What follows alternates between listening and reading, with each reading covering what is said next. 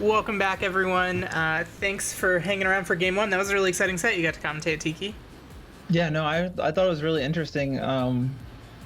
Generally, I don't think that dual screens support thing is very interesting to watch, but seeing it from the Tapu Koko and the Entei versus like a Grimmsnarl Arcanine or something like that made it a bit of a twist that made it really interesting to see how it works. So. Yeah, for sure. That was unexpected. When I saw the Tapu Koko plus Entei lead, not what I was thinking in terms of screens, Electric Seed, Snarl, Will-O-Wisp, Sacred Fire, etc.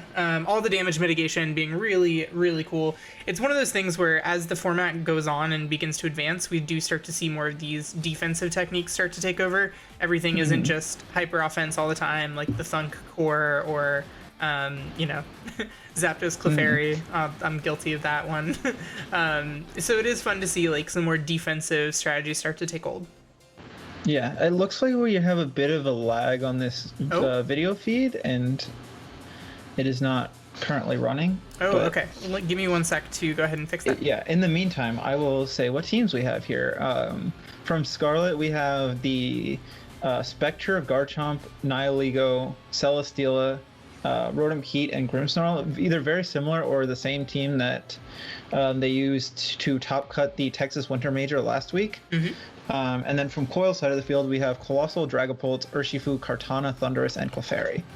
Yeah, for sure.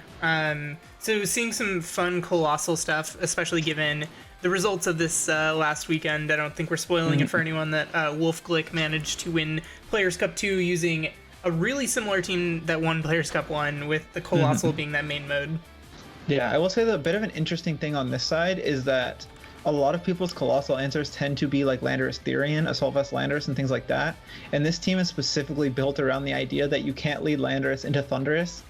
And if they lead Thundurus or Shifu into your Landorus, you kind of just lose on the spot. Yeah, it's a really interesting adaptation. So we do see here right off the bat, Coil leads with that Urshifu plus Coalossal combination. And we see a double shiny come out here from Scarlet with the Nihilego and Garchomp, a really interesting pair that can put a lot of pressure on. Both of them can be incredibly offensive, especially seeing those items that we see on those two right there. And something interesting to know is that Coalossal takes like 95 to 99% from a Meteor Beam from Nihilego, so that's something that you're going to want to keep around to defeat this Coalossal. And potentially this Coalossal kind of feels threatened and doesn't really want to attack here. Yeah. So we might just see a max guard and an attack from Urshifu, or a switch and an attack from Urshifu, depending on how things are going. Yeah, you really don't think that this Coalossal wants to stick around and try and self-proc its full suite of tools here on the first turn, just because if you take down the Nihilego, then you're going to go down to the Garchomp. If you take down the Garchomp, you're going to get most of your damage into the Nihilego. So it's a really dangerous position. This Garchomp here looks to want to go ahead and get some max quakes up, probably get some spit off boosts, as well as dealing super effective damage to that Coalossal. Yeah, it looks like we're going to see a max straight off the bat from this Coalossal, potentially something like a max guard and a Surging Strikes into the Urshifu, or into the Nihilego is probably safe. We could just see a straight up Aqua Jet and Volcalith turn 1 though. Yeah, that is one strategy that has been utilized by Coalossal players, is to just go and get the Coals up immediately. In the face of two Rock-type Pokemon, not going to be as effective, obviously. We do see that play. The Max Guard here coming out from that Coalossal, so not going to be taking any damage this turn. As the Nihilego goes for the Meteor Beam, it still will get the +1 boost, even if the attack goes into the Coalossal, into the Max Guard. So let's see here if Scarlet's skill went ahead and covered for that. It looks like a double into the Coalossal. And this Urshifu is now in a position to where it's going to be threatening a lot of damage onto this Nihilego. Dude, it is threatening a lot of damage, but now the issue is, and it only will take 2 hits, it looks like. Yeah, it doesn't even take all 3. The issue with this is that now the Coalossal just dies next turn. Yeah. The Max Quake is going to pick it off no matter what. Like, you're going to Surging Strikes and Volcalith, whatever that is next to the Garchomp, which is looking like Grimmsnarl, yeah. But something like a Light Screen and a Quake just gets you a free KO. And the one issue, though, is that Scarlet did not bring enough to deal with the Urshifu, I would say. There's really not, with the Urshifu being able to OHKO anything left, like especially the Rotom in the back through Protect, it's looking really tough for Scarlet at this point, even though they will get the KO on this Coalossal pretty early. Yep, we see a whole lot of damage done there into the Coalossal. As outside of any kind of weather conditions, Coalossal takes a lot from its own partner, from that Aqua Jet. Urshifu, clearly a really strong user of priority Aqua Jet. So here we see the Grimmsnarl go for the next priority move in Light Screen, coming off of that Prankster ability. And the Volcalith will come out, likely into that Grimmsnarl. Yep, we do see it target down that Grimmsnarl, putting it in probably a 2 Volcalith range. Mm-hmm. Yeah, that is one thing that I a little bit discounted, that the Grimmsnarl could survive the combination of attacks. So now Scarlet has the chance with the 3rd turn of Max to take out this Urshifu. And knowing that the Urshifu can't attack into the Garchomp with Surging Strikes without just getting KO'd by Rough Skin is something important. Although it could potentially be Sandvale Garchomp. We do not know at this point. But... Yep, so we see, actually, I was mistaken on Garchomp obviously being Ground Dragon, not Rock Dragon, so it does still take Volcalith Chip. Always one of those things where I mix up Ground and Rock types far too often. So here's the 3rd Pokemon from Coil coming out as that Thundurus. Unfortunately, Thundurus in this position is pretty threatened from a Max Rockfall coming out, and there aren't any potential Intimidators going to switch in to give it a boost. Thundurus is really one of those Pokemon that feels like you want to Dynamax it when you use it. Yeah, I would agree. I think the issue Scarlet's coming into here is not targeting down this Urshifu. Kind of means the Urshifu just wins in the end game. So, like, especially with the Grimmsnarl off the field next turn, a free Surging Strikes into the Rotom in the back, along with, as we see the Urshifu protect, making it pretty much impossible, I would say, at this point, to win this game. Because the one out was, I would say, targeting down the Urshifu, hoping that it... Thundurus opts for a fly here, potentially going to be avoiding a Max Rockfall as it does. So that is one way of making it through the turn, taking absolutely no damage. Unfortunately, now you're going to have a functionally unboosted Thundurus coming in on the next turn, flying into a Pokemon that's going to take fly pretty nicely in either this Garchomp or that Rotom. Although I would guess fly into Garchomp probably does just over half. And this Rotom is just getting KO'd before it can attack. So I think now the only play is for a Rock Slide flinch and a Thunderbolt KO into the Urshifu. But even that is incredibly unlikely. I would guess that's probably not even enough to win the game overall. Yep, so here comes Thundurus with that fly, going to be doing... targeting the Rotom in this case. So not doing a whole lot of damage in that case. The Garchomp Rock Slide, Urshifu avoids the Rock Slide critically. So the Thundurus takes a lot of damage. It won't be going down here, and this Urshifu should just be cleaning up the Rotom. Yeah. Do you think it takes 2 hits or 3 hits? I would say 2 hits on this. Yeah. 1.5. Were you worried about potential berry putting it out of range? Potentially a citrus would get it to 3 hits, but no, it looks like it's just 2 hits. Yeah, so now this Garchomp hasn't taken any damage except for these Volcalith Chip. Urshifu still has a potential Sash intact if this is a Sash Urshifu on this team. So in that case, you're obviously in a pretty tough spot if you're Scarlet Skill. Because this Urshifu can just clean up. Yeah, I was going to say, just with the combination of Life Orb Chip plus Coles took it down to half HP without doing any damage into it through its Dynamax. So that is good information for game number 2, that this is in fact a rough skin Garchomp. Yeah, and at this point, Garchomp potentially goes down to its own Life Orb Chip, and if not, an Aqua Jet the next turn, or Coles if there is 1 turn of Coles left. Yeah, so we just see a close combat, not wanting to try and hit multiple times into a potential rough skin Pokemon, and that's just enough. That's good information, I think, for Coil into game number 2, knowing that this is the rough skin variant and not the Sandvale variant. So you don't necessarily have to worry about Sand getting set up, but you do have to worry about going for a Surging Strikes into it.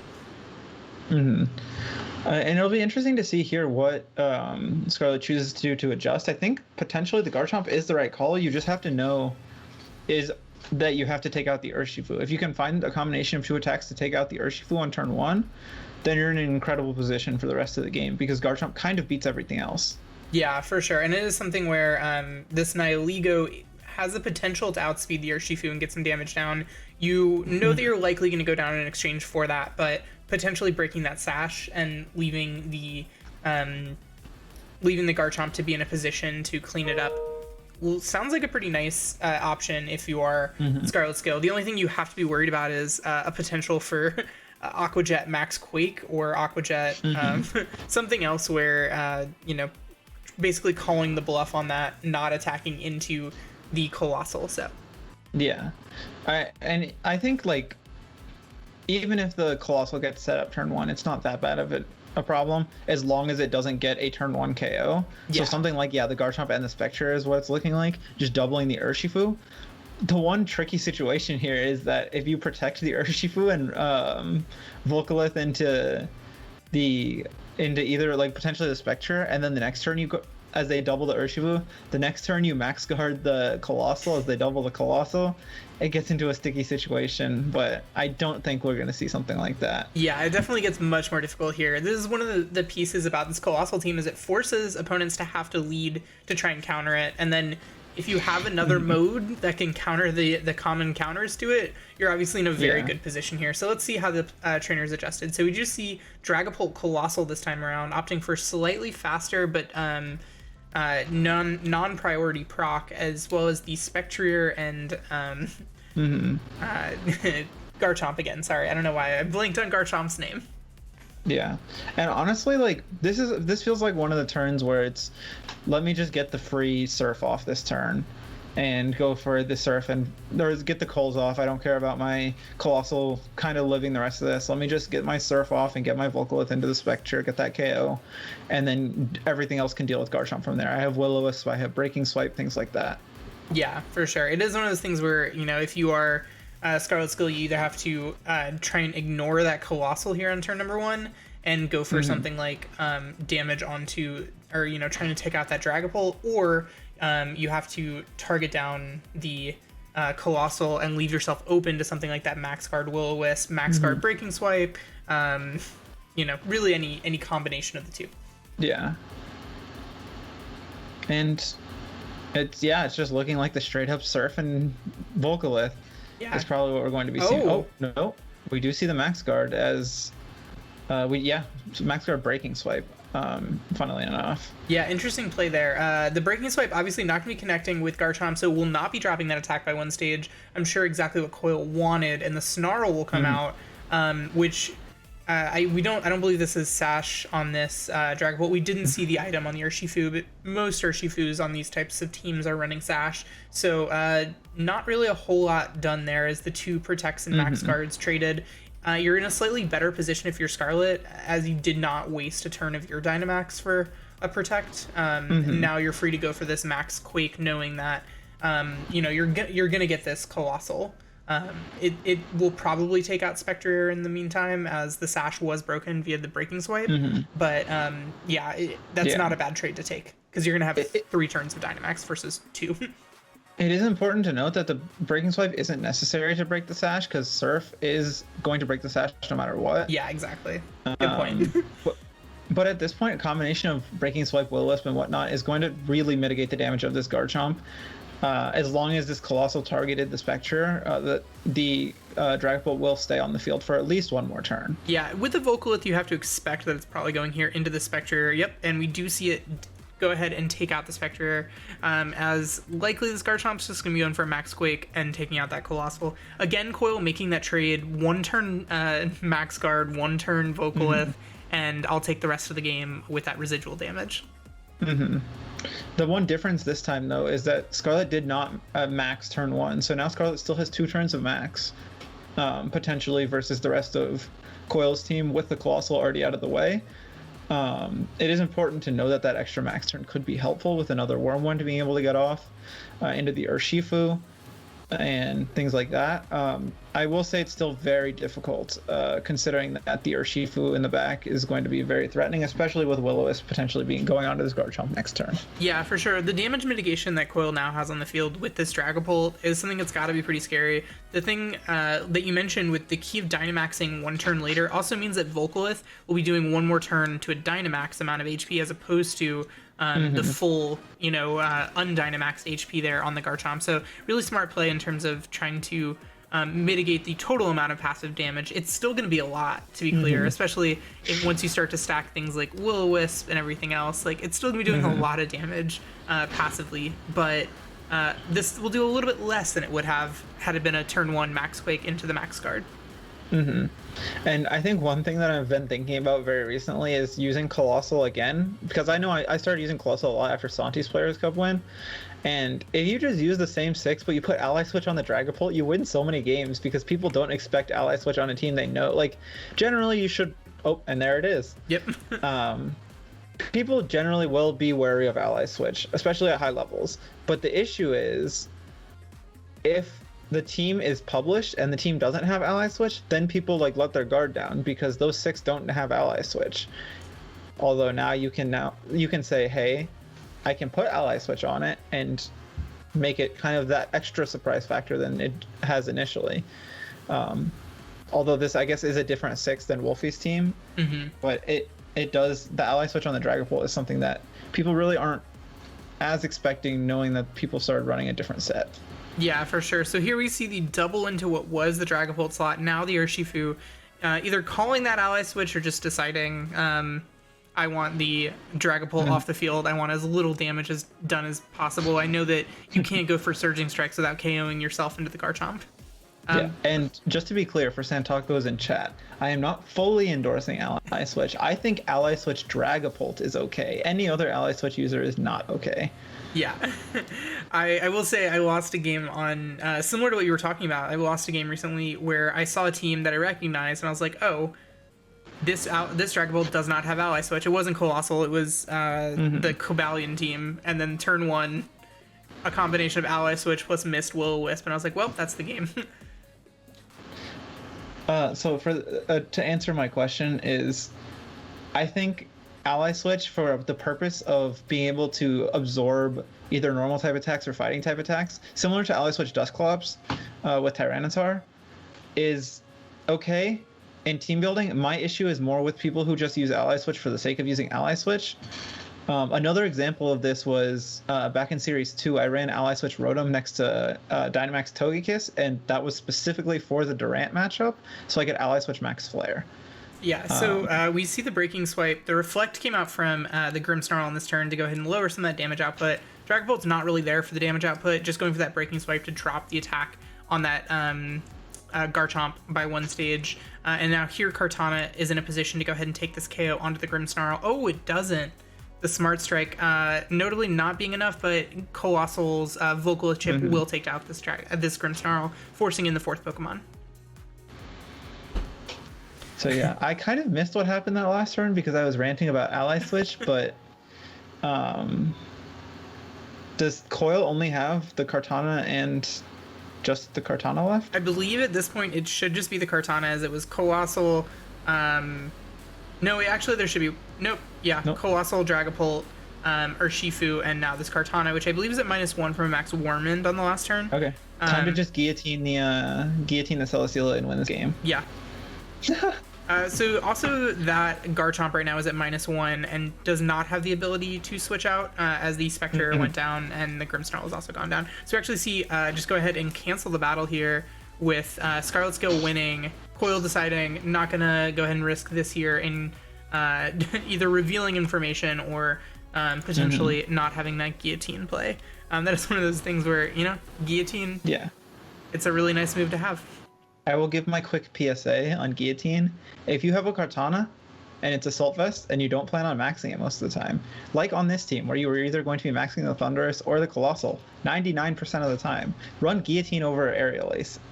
Flying coverage is not very good when it's like 40 base power and you're not maxing it. And Guillotine has a 30% chance to one-hit KO any Pokemon, so it's very nice to have. Yeah, very nice. Especially in endgames like that where it is an auto loss if you don't have Guillotine, and it's a 30% chance to auto win if you did have it. Yep, so that will go ahead and force a game number 3 here, our first game number 3 of the night. Excuse me while I'm just trying to handle that. I think someone else already got it, yeah. But now I'm stuck and I cannot see the whole chat. So, yeah, what do you think some of the adjustments here might be, Chase? I mean, I think it just comes down to, scarily enough, calling the 50-50 on whether or not the Coalossal attacks turn 1 or doesn't.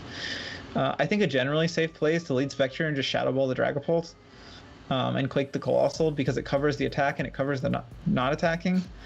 The one issue is it doesn't cover the switch, which is very possible. So I think that's generally the safest play. Yeah, for sure. It's something where perhaps this Thundurus might come this time around as well. It's one of the things where if you're going to have both of the Steam Engine proccing Pokemon, it's really hard to fit Thundurus on.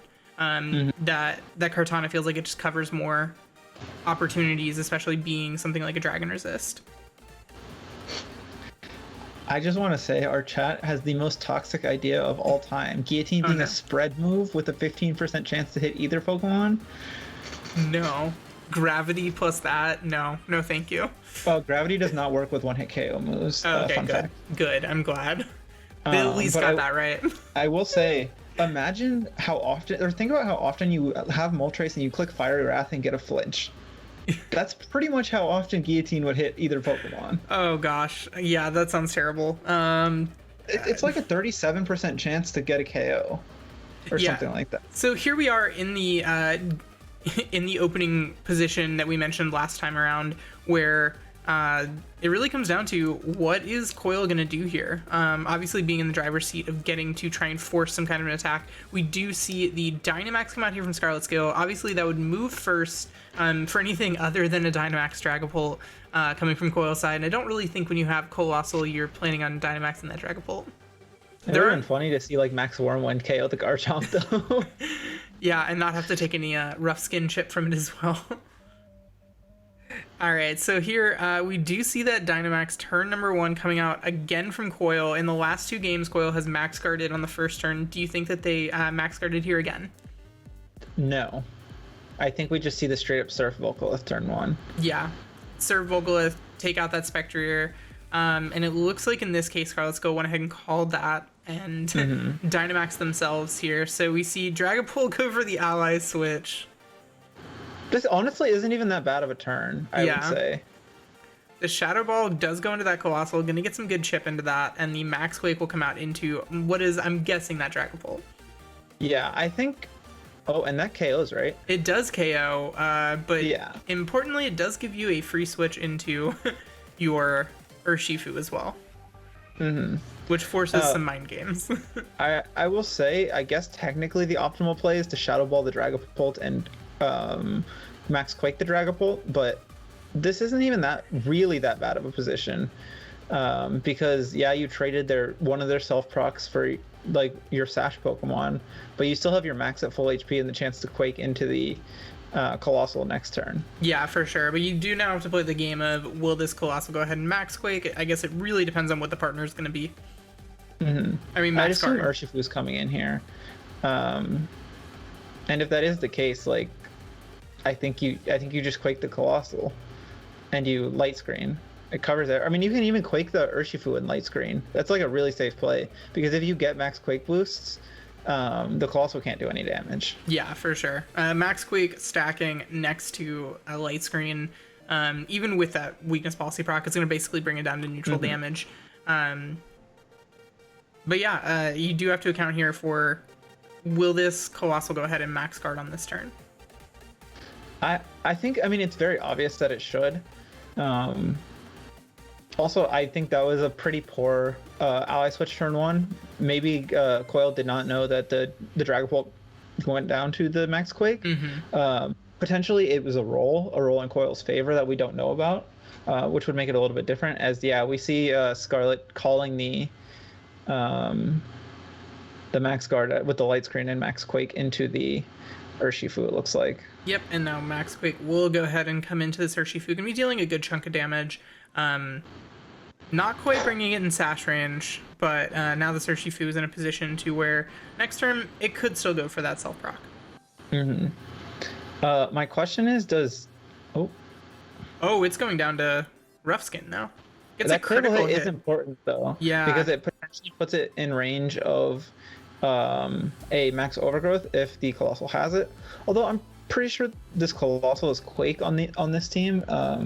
Yeah, it also hasn't had its steam engine set, so it's Oh, not in a yeah. position to move before the Garchomp. Yeah, I will say if Kartana's in the back, it's potentially in like Leaf Blade crit range now, where it like definitely wasn't beforehand. And it's Thunderous. Which should not be able to KO with the Reflect up. Yeah. Yeah, really free to just go ahead and attack into the Coalossal this turn as, you saw the Max Guard last turn. We're able to take that Urshifu down with the combination of Rough Skin and the Max Quake. And now this Thunderous is in a position where it's not really in a great position to do much, right? Yeah, we're just... Oh, and it's in even worse of a position. Yeah, for sure. With this fly here, without being targeted into that, Scarlet Skill saying, you got me game 1. Not going to happen here in game number 3. Yeah. Of course, I'm just going to go into this Coalossal here. It's the threat. Yeah. The funny thing, though, is this Grimmsnarl cannot attack this Thunderous, because anything it attacks with is going to... it's going to proc the Defiant. So, yeah. like...